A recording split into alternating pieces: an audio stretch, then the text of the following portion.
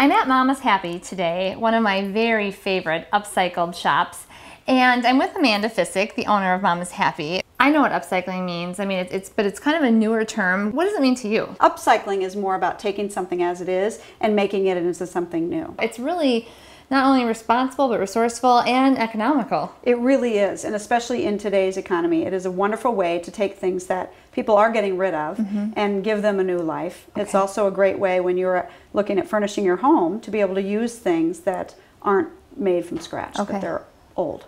Well, today we are going to do some projects with repurposing some frames, I think, right? We are. And then we're going to use chalk paint. So chalk paint, I just recently learned about chalk paint. It actually has changed my life. I love it. So I'm glad you're not alone in that.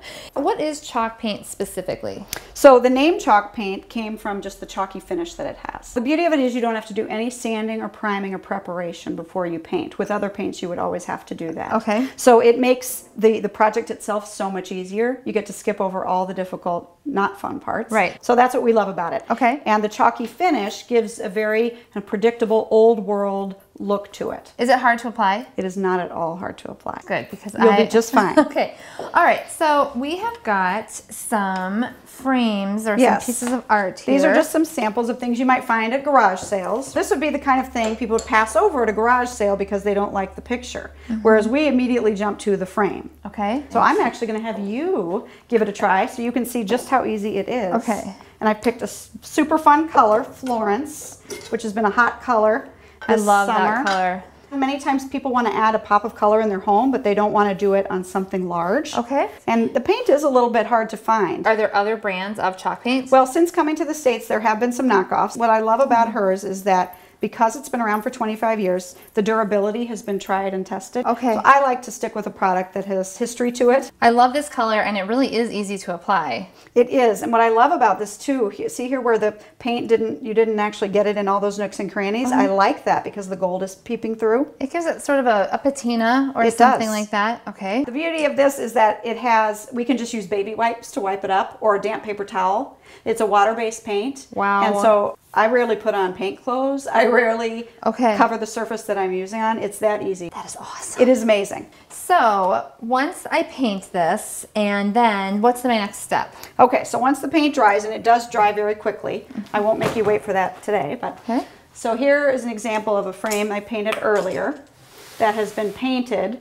But we are going to apply the wax to it. Now what the wax will do is actually seals the paint in. And this does feel chalky. You're right. Yes. So the wax will protect it. It's like the equivalent of putting polyurethane over, but so much easier to work with. Okay. Now this is Annie Sloan's wax brush. Okay. You would not need to buy that. You can put it on with a clean cloth. Now, we talked earlier about the paint not getting into the crevices and how it looks, and that's what's happened here. Exactly. But what about the wax? Do I have to be really careful to try to get that in every little nook and cranny? On something like a picture frame, no, because this isn't going to be handled and used the way maybe a table would. If you're doing a piece of furniture like your dining room table, your kitchen cabinets, there you'd want to make sure that you get it fully covered.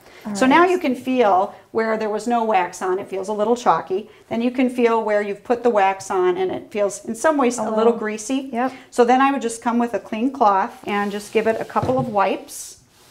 And so you can feel the difference once you've gotten that excess wax off. So the paint is actually absorbing the wax, and then whatever is feeling sticky or tacky to you, that's what's sitting on top and needs to be wiped off. So now, once this is finished, I've got something I can obviously use as a frame if I want to. What else? I know you've got some things up your sleeve. So we have all kinds of ideas. Just take some rope, and you can see on the back of the frame where we've just screwed it in. Yeah. So then you can see where we've just added some small clothespins, and you could use this to hold pictures, you could use it to hold notes. I like the spaciness of it too, how it's not like a cork board behind or something. All right, perfect. I love this idea. Another easy idea is chicken wire.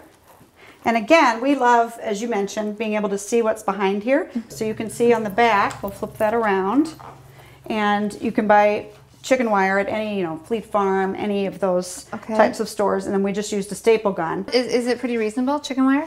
Yes, it's very reasonable, Okay. especially at a place like Fleet Farm. Well, thank you so much for talking with me. Yes. These are such great ideas, and I can't wait to get home and get started with my painting. Glad. So To learn more about the projects we've done today and more about Mama's Happy, visit our website.